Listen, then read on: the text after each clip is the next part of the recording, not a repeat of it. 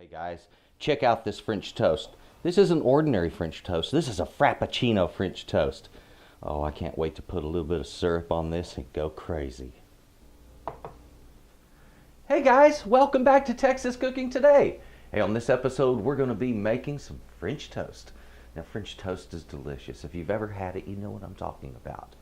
French toast, let's get down to what it really is, okay?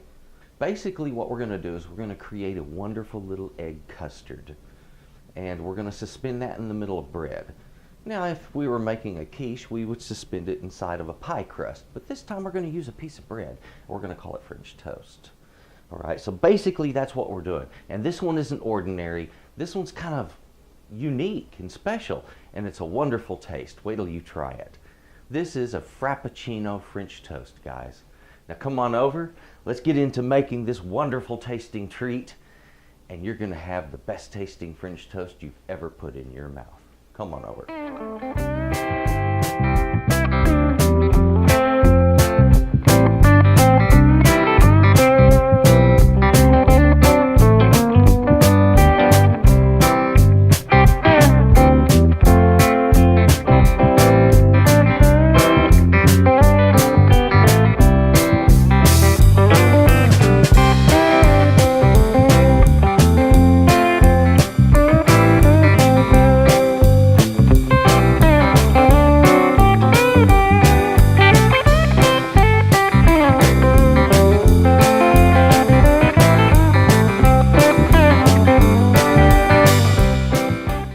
Guys, before we get this all started up, let's go over what we have here. First of all, get yourself something to drink. Hey, this is morning, so I'm not using my usual. I'm just having some coffee and enjoying that. Now, I'll tell you what. If you're going to be making a really stellar French toast, then you're going to need some really stellar ingredients. And the first thing we're going to start with is what it's built on, which is the bread. Now, I want to say one thing. If you've got some stale bread, you're ahead of the game, okay? Because it works best with stale bread. This is fresh. And you can do either. It'll work fine. But the fresh bread is a little more tender and harder to work with. And it also doesn't want to stand up as well when it's being cooked. That's just part of the nature of the game, so don't worry about it. Now, I'm using here a 12-grain bread. For me, you go with whatever you want. You can do French bread, you can do, like an Irish soda bread. You can do any kind of bread you want. Just make it something special. Don't go ordinary. Butter, not margarine, butter, okay? The real thing. We're going to have good flavors here, so we want good ingredients. I have the coffee flavored Frappuccino, but you can use whichever flavor you want. So you can go with that mocha flavor, you can go with the vanilla flavor. I like coffee the most, so I'm using it. And of course, a couple of eggs. And basically what you're looking for here is just a little less than 1 egg per slice of toast. And that's pretty much normal. Like I said, what we're doing is we're making an egg custard. So enough custard to fill this up, this piece of bread up, is about 1 egg plus a little bit of, normally what's added is milk or cream. But in this case, we're going to be putting in the Frappuccino, and that's also our flavor in it. That's got sugar in it. It's got our flavor in there. It's got the milk in there. It's everything that we need right there in one batch. So that's what makes this easy, but it's also really super unique and very, very flavorful. For your syrup, don't go cheap, okay? If you've got something that says corn syrup on the ingredients label, well, get yourself something real, okay? Some real maple syrup. Now, this is Canadian maple. I know I'm bad. I didn't buy Vermont, but hey, I'll tell you what. Either way, Canadians, the people in Vermont, they all make very, very good maple syrup. And if you've never had real maple, then you've missed out. You need to try this stuff, guys. Real maple is delicious, and it takes really a lot less of it because it's so much more sweet. But the flavor is different from the fake stuff that you're used to. So try it if you haven't. And if you have tried it, you know exactly what I'm talking about. Now let's get right into making this. Okay guys, let's get on with cracking some eggs. Now something that you need to know is if you don't have a whisk, you can do this with a fork. That'll work fine. I'm using a whisk because I have one and they work very well. If you don't have a whisk yet, you need to get one. Now let's go ahead and beat those 2 eggs. I'm going to break those yolks. There, that's all I have to do. I'm going to add some of my Frappuccino, and I want to put in there approximately the same amount of Frappuccino as there is egg. So it looks like I've got about a half a cup or slightly more of egg.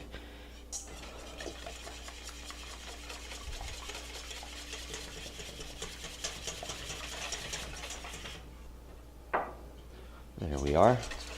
I used maybe 1/3 of a cup of Frappuccino.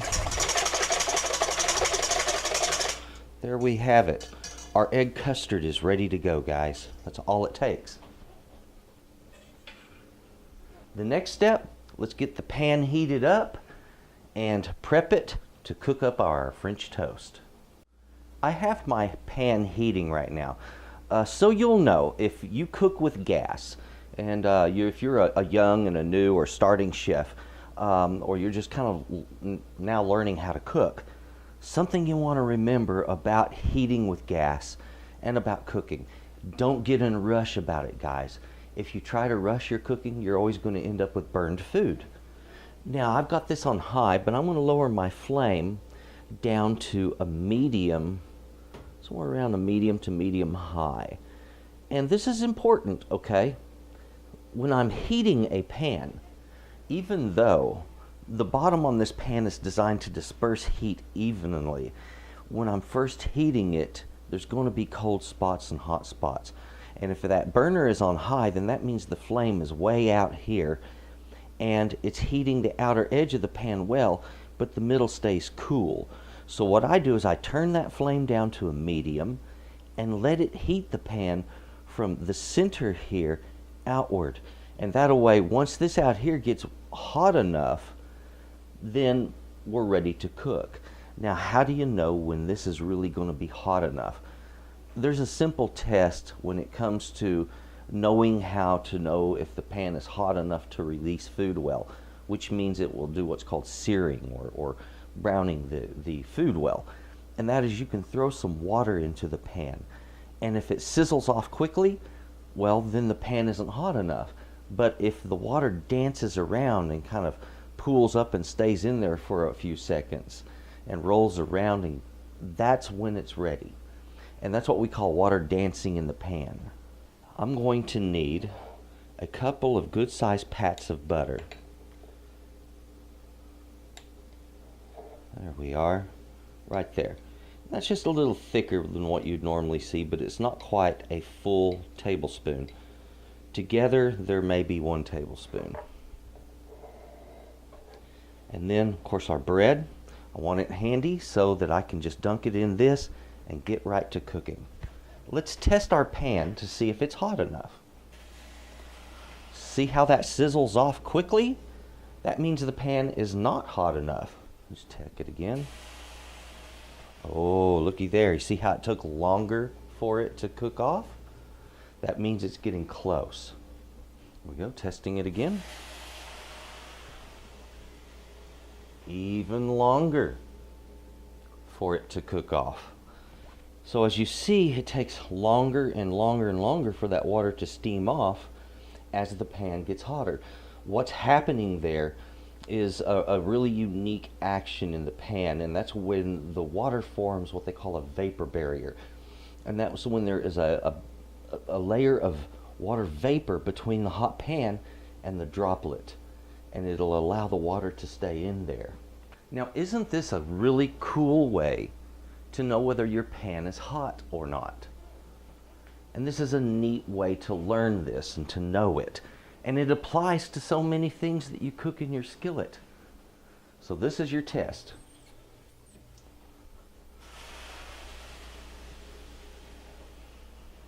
It's almost there. Now, normally, if I was going to go ahead and cook up this for myself and not doing this for a film, what I would do at this point is I would go ahead and start my butter in here because it's almost hot enough. And by the time that butter melts and I've got one piece of toast saturated, the pan is then hot enough. But I wanted you to see that reaction, that vapor barrier that hits before we actually get into all of that.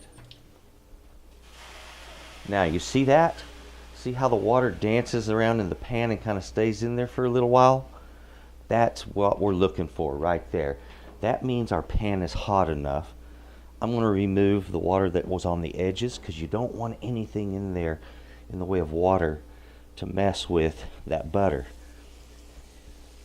Now I'm going to put one piece of my bread down in this. Turn it over.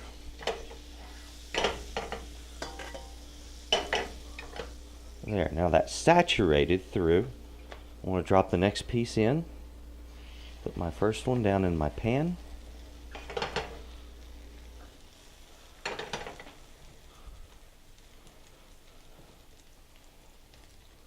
The second one is finished. There we go. I had just a little bit left over, not quite enough to do a third, but it shows what I meant by approximately 1 egg per slice. At this point, it's just a matter of waiting, being patient. We're going to let that cook up. We're going to let that butter soak in. And see how that's not sticking at all? A couple of reasons. Number one, of course, our butter. It acts as a lubricant. Number two, we had the pan at the right temperature. If your pan's temperature isn't high enough, then this will stick and it will be difficult to deal with. If your pan's temperature is high enough, it will not stick and you'll get a good cook with it.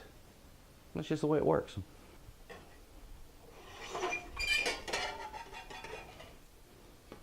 Now, by keeping my pan at that medium temperature, it is allowing this to brown slowly. Now, this is an important thing. We've saturated this heavily, and I want that custard to set up in the middle of the bread. Okay, so the custard goes all the way through it. You can see it's wet on top here and here, which means that bread is fully saturated. Now I need the custard to set up, expand a little bit, and be the fullness that it can be, which means gentle, slow cooking and giving it the right amount of time. We're not rushing this. Now you do occasionally want to lift the edge, but as if you noticed, I've been leaving this alone. Lift that edge and look underneath. Oh, it's starting to get a nice color of brown. I want it to brown a little bit more, so I'm not in a rush on this. It's just a matter of being patient and giving it time.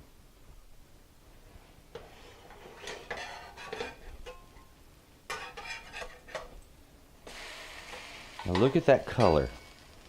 That beautiful brown color.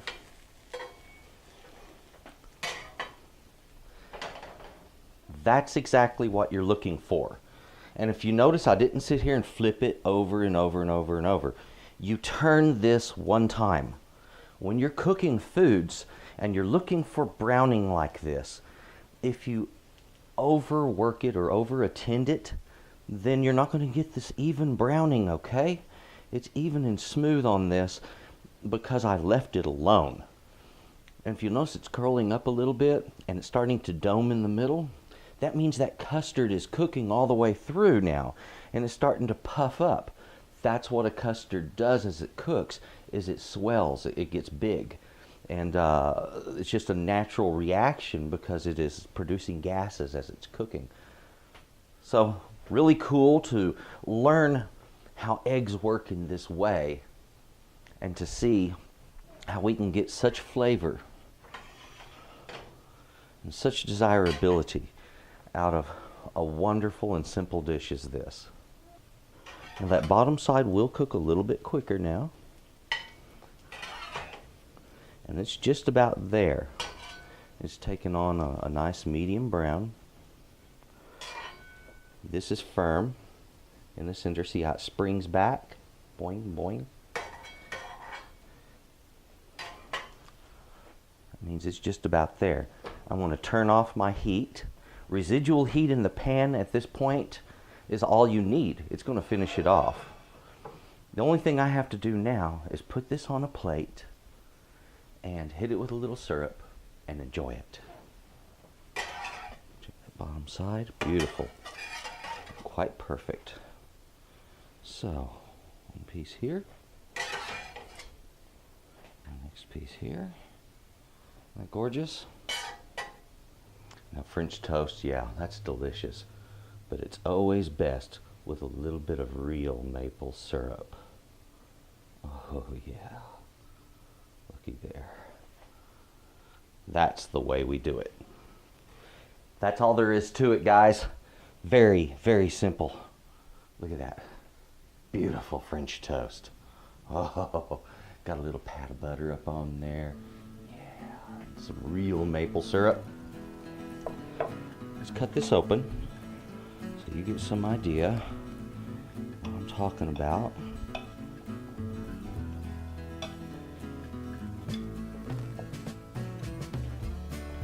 You look up inside of here, you'll notice the bread looks just slightly more dense.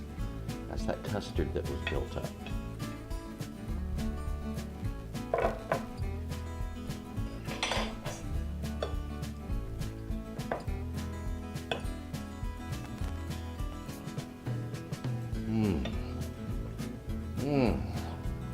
That Frappuccino was fantastic. Guys, give this one a try. You're gonna love this, okay? I would like to say thank you very much. Thank you for watching Texas Cooking today. An extra special thank you to my subscribers. Guys, appreciate it very, very much. Now, if you haven't subscribed, why not? Look, I've got great recipes coming out all the time, so do me a favor, subscribe, click the little bell down there next to it so that you can be notified. And I'll tell you what, you're gonna get some great recipes right here on this show. Please share the recipes, and you folks have a good day. Goodbye. Hey guys, thank you for watching Texas Cooking Today. Do appreciate it. If you would, please subscribe. If you like this, just click like down there, and if you would, I would really appreciate it if you add me to your favorites. Thank you.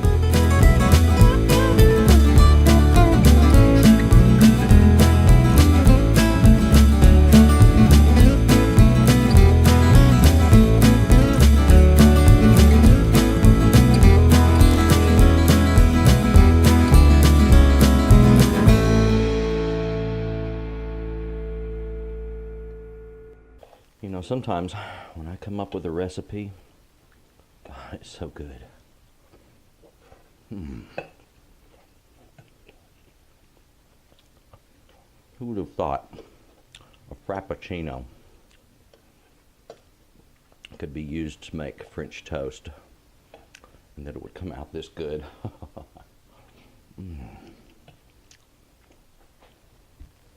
God.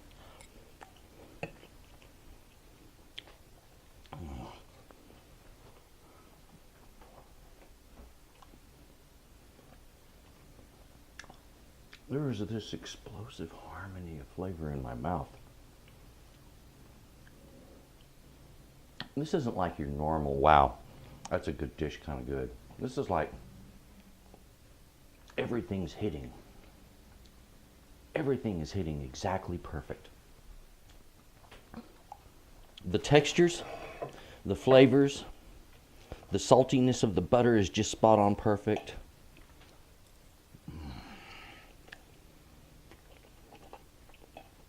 The flavor of the custard that the Frappuccino gives.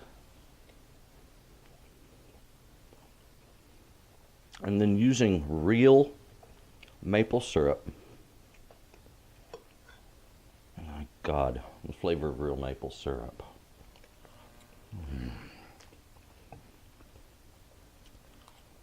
My God.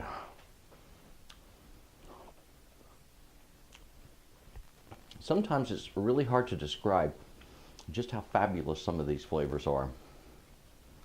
But this is one of those times. The flavors are simple enough. And like I said, you get a little saltiness there, a little buttery saltiness. You get this beautiful sweet flavor, this wonderful spongy texture, because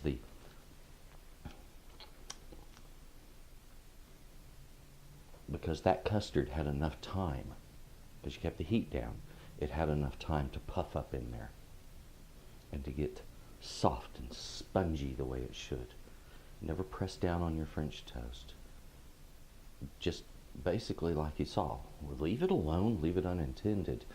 And when you prepare French toast like this, doesn't matter who you're preparing it for, they're going to be impressed with it. I guarantee you. If they've ever enjoyed French toast, they're going to be blown away by this recipe. Give it a try. This is good.